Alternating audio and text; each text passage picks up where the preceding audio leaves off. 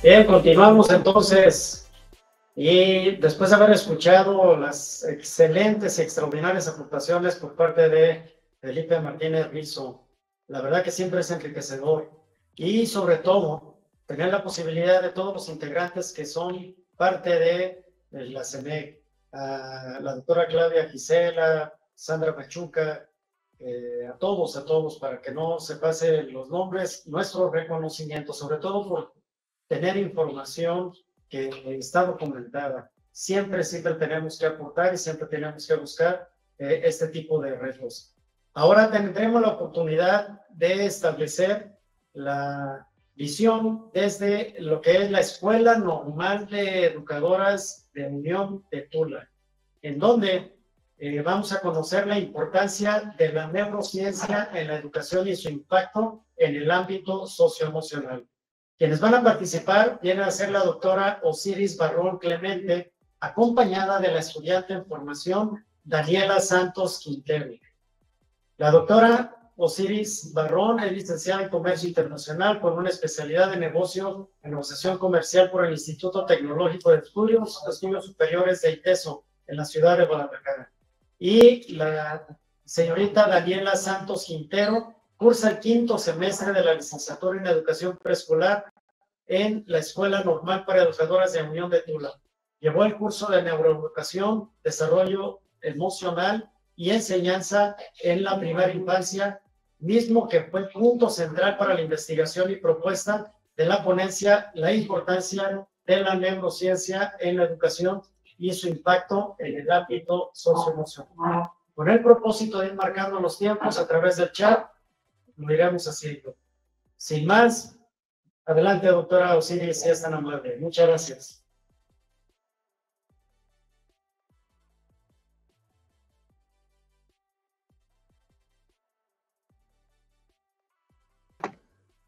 Hola, hola. Buenas tardes. ¿Podremos presentar nosotros? Nos ponen la presentación en el escenario, por favor. Muchas gracias.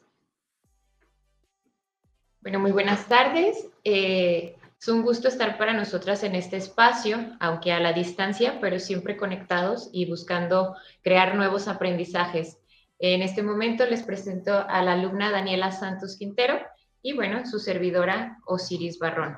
El día de hoy vamos a hablar de este tema que se titula La importancia de la neurociencia en la educación y su impacto en el ámbito socioemocional. Esta ponencia articula los conceptos de la neurociencia y su impacto en el ámbito socioemocional de las niñas y los niños en la primera infancia. Mas, sin embargo, es importante para mí mencionarles que esta articulación de conceptos se realiza desde la práctica de una docente en formación de 4º semestre de la licenciatura en educación preescolar. Bien, el cerebro solo aprende si hay emoción. Francisco Mora. Quiero iniciar con esta frase del neurocientífico Francisco Mora, porque últimamente hemos escuchado hablar mucho de la neurociencia, la neuroeducación, las emociones, cómo impactan en el aprendizaje. Pero bueno, ¿qué es la neurociencia? ¿Cómo funciona nuestro cerebro? ¿Por qué entender esto?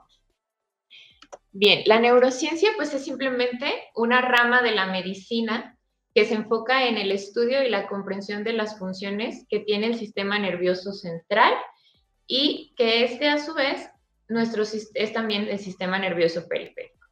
Dentro del sistema nervioso central se encuentra nuestro cerebro, de ahí que le compete a la neurociencia el estudio de las funciones de este, cómo funciona, cuáles son comprenderlo como un órgano que se encarga de nuestros funcionamientos vitales, emocionales, nuestras condiciones motoras y cognitivas también. Y bueno, quiero platicarles así a grandes rasgos. Nuestro cerebro está envuelto en una membrana que se llama corteza cerebral, que esta se forma por esas células pequeñas que conocemos como neuronas y que entre ellas se van creando esas redes neuronales que nos permiten crear los aprendizajes. Es una parte fundamental y vital, pues, para crear el desarrollo del aprendizaje. Por medio de esos impulsos neuronales se van desarrollando nuevos aprendizajes. Nuestro cerebro está formado por un hemisferio derecho, un hemisferio izquierdo. Cada uno de ellos controla una parte de nuestro cuerpo, pero también hay algo importante que son los 4 lóbulos, ¿no? El lóbulo frontal, el lóbulo temporal, el lóbulo occipital y el lóbulo temporal. Para nosotros es importante comprender que en el lóbulo temporal hay algo que se llama nuestro sistema límbico, que desempeña un papel fundamental en la gestión de las emociones y las respuestas fisiológicas a ellas. Es un conjunto de estructuras interrelacionadas de estas redes neuronales que les mencionaba, que median la memoria, el aprendizaje y las emociones.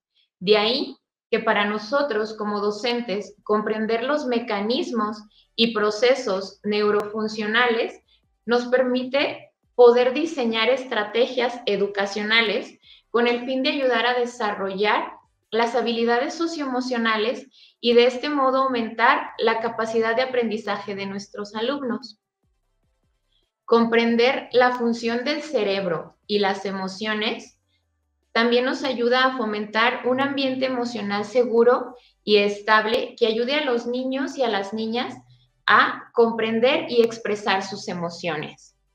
Y bueno, pues si bien Platón hace más de 2000 años ya declaró que todo aprendizaje tiene una base emocional, en la actualidad la neurociencia y la educación ven al aprendizaje como un intercambio multifacético entre nuestros sistemas cognitivos, emocionales y fisiológicos. Y tal vez, bueno, podemos decir las emociones, pero es que qué complicado es comprender las emociones, es que, ¿cómo? A ver, dímelo, ¿no? Bueno, las emociones pueden ser descritas en 3 componentes y es importante comprenderlas para desarrollar de ahí los aprendizajes. Estos componentes son un estado mental específico, un cambio fisiológico y un impulso actual. ¿Cómo se puede ver esto? Por ejemplo, cuando nos presentamos ante una situación que percibimos como algo peligroso, pues en esta parte de nuestro cerebro, que es el lóbulo temporal, donde está el sistema límbico, se activan esas redes neuronales que están relacionadas con la parte del miedo y es cuando comenzamos a experimentar en nuestro cuerpo esos cambios fisiológicos, por ejemplo, una sudoración en las manos, por ejemplo, un pulso acelerado o ese sonrojamiento, calor, que están preparando a nuestro cuerpo, ya sea para la lucha o la huida. Entonces, pues nos damos cuenta que las emociones es una parte inevitable de nuestra vida. Siempre estamos conviviendo con esas emociones. ¿Podemos darle siguiente en la pantalla de la presentación, por favor? Bien, los estudios más recientes en cuanto a la neurociencia y las funciones de nuestro cerebro, así como en la psicología cognitiva y el desarrollo infantil, ha sido capaz de identificar que es en esta zona de nuestro cerebro del sistema límbico donde las actividades que se realizan ahí neuronales se relacionan con el desempeño y el desarrollo del autocontrol. Y siendo la autorregulación o el autocontrol una de las 5 habilidades socioemocionales más importantes que los niños necesitan en sus ambientes escolares, es importante prestarles atención, ¿no? Ya que la autorregulación les permite crear esos espacios de confianza para expresarse y ser empáticos también con sus compañeros. Por lo que, ¿cómo desarrollar estas habilidades en nuestros alumnos? Bueno, pues educando y entendiendo que si las emociones están interrelacionadas con estos cambios fisiológicos que se dan en nuestro cuerpo, pues si nosotros en nuestras aulas fomentamos aspectos fisiológicos tan sencillos como dedicar un momento a respirar, hacer una respiración consciente, contactar con la naturaleza, crear recuerdos positivos, relaciones con nuestros compañeros de paz, eso va a crear que nuestros alumnos puedan ir creando esas habilidades socioemocionales. de lo que a continuación Dani les va a platicar sobre su práctica. Hola, muy buenas tardes. Yo les voy a presentar mi proyecto comunitario, el cual fue ejecutado en la comunidad de Ayutla, Jalisco, correspondiente a la zona 60 en el grupo de primer grado, con un total de 18 alumnos, donde la problemática que predominaba era los alumnos que no logran el control de sus emociones y ocasionan conflictos entre los pequeños. Partiendo así desde nuestra pregunta generadora, ¿qué acciones buenas debemos de realizar para mantener un ambiente de paz y de buena convivencia? A continuación, les voy a platicar los 6 momentos que fueron más significativos en cuanto a mi proyecto en el ámbito socioemocional. En la fase inicial, que es la de planeación, rescatamos 3 momentos. El momento número 1, que es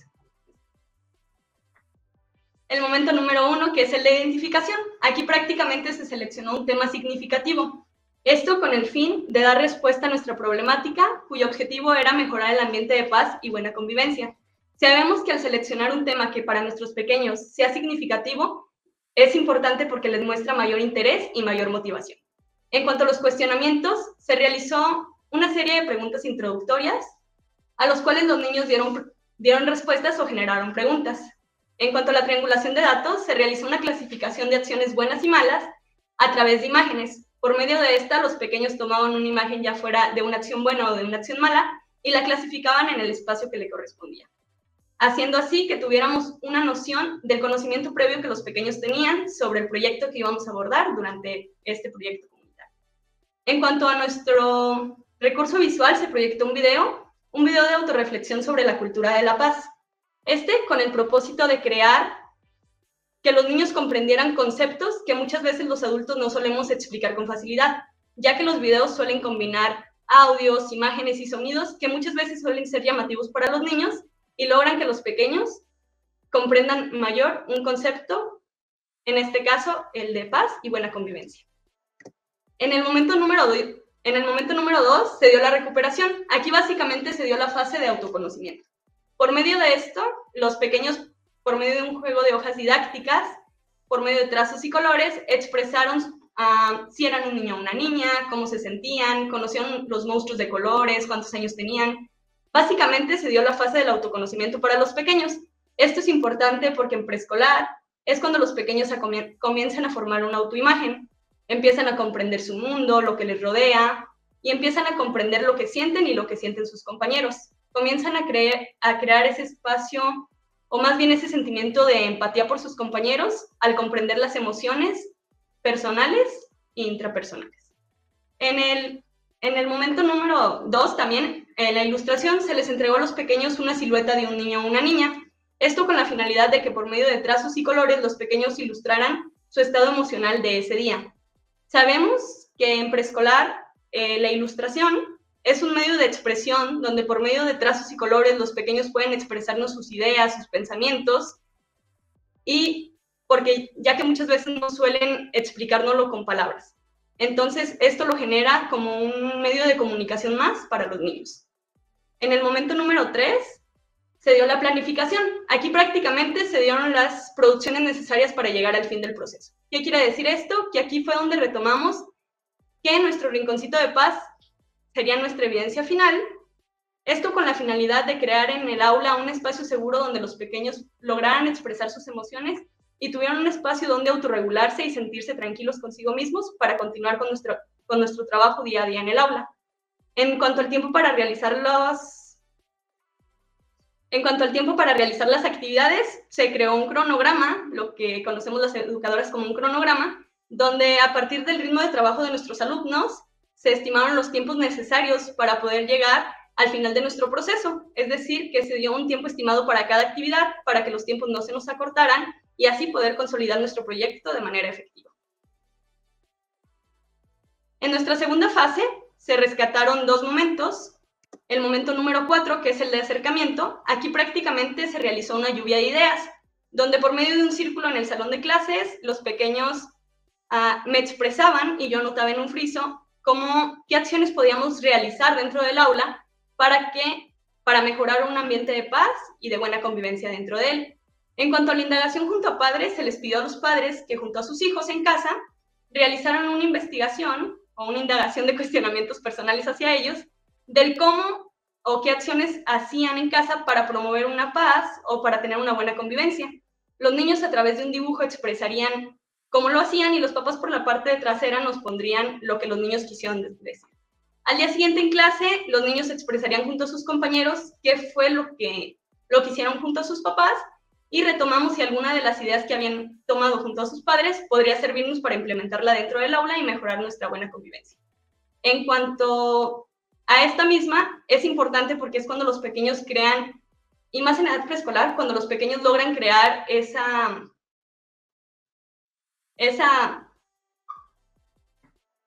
vínculo familiar con sus papás.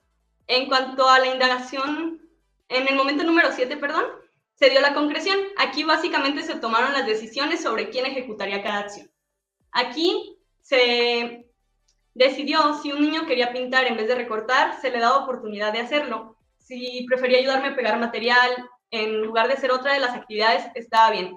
Aquí la importancia era que los pequeños entendieran que no todos tenían que hacer lo mismo y no todos tenían que trabajar en la misma actividad, sino que al consolidar todos nuestros trabajos individuales lograríamos concrear nuestro proyecto, que sería nuestro rinconcito de paz, y así obtener nuestro castillito de paz, que fue nuestro resultado final.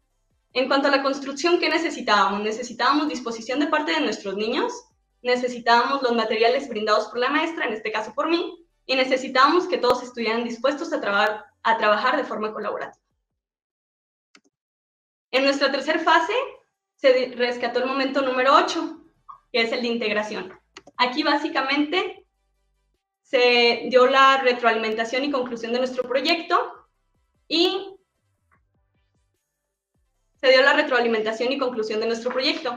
Aquí más que nada retomamos el por qué había sido importante o el por qué habíamos elegido el rinconcito de paz como evidencia final a realizar, y sabemos que la retroalimentación al final de un proyecto es importante porque es base en el aprendizaje.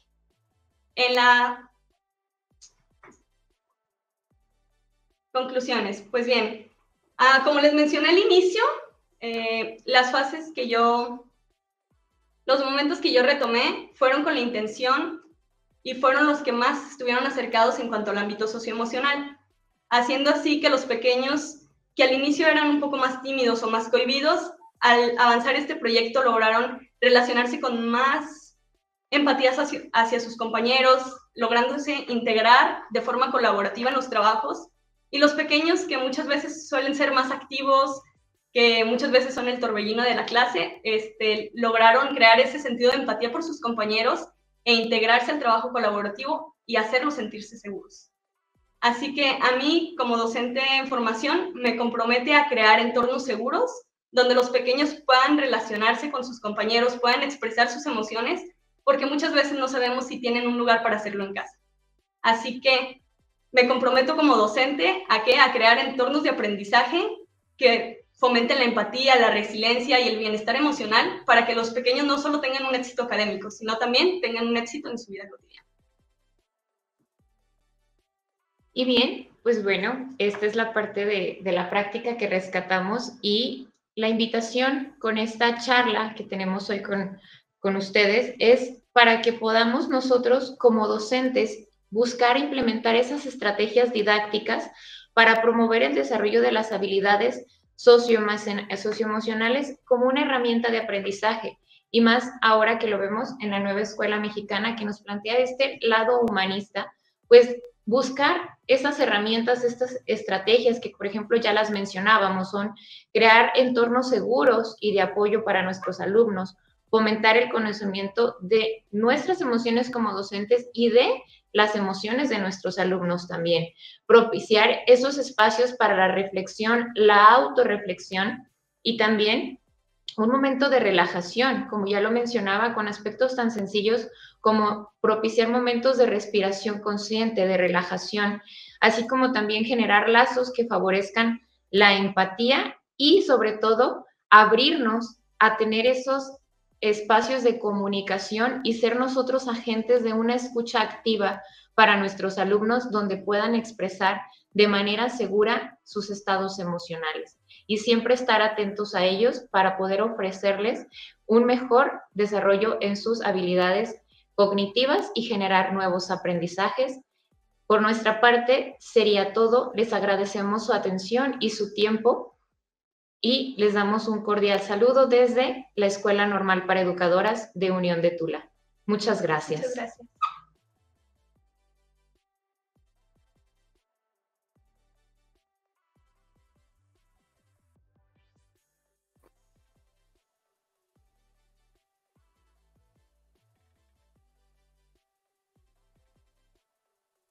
Muchas gracias. Muy interesante. Muchas gracias, doctora. Sí, sí, señorita Daniela. Sin lugar a dudas va a ser una brillante profesional de la educación. Va por muy buenos pasos. No es un tema común, es un tema relevante y creo que nos hace reflexionar en relación a la propuesta que nos están realizando. Siempre en este tipo de casos se tiene que tener la opinión informada y es por eso de que tenemos que vivir procesos extraordinariamente sistematizados para poder generar una propuesta. Siempre estaremos atentos a lo que se pueda generar. Muchas gracias a la Escuela Normal para Educadoras de Unión de Tula.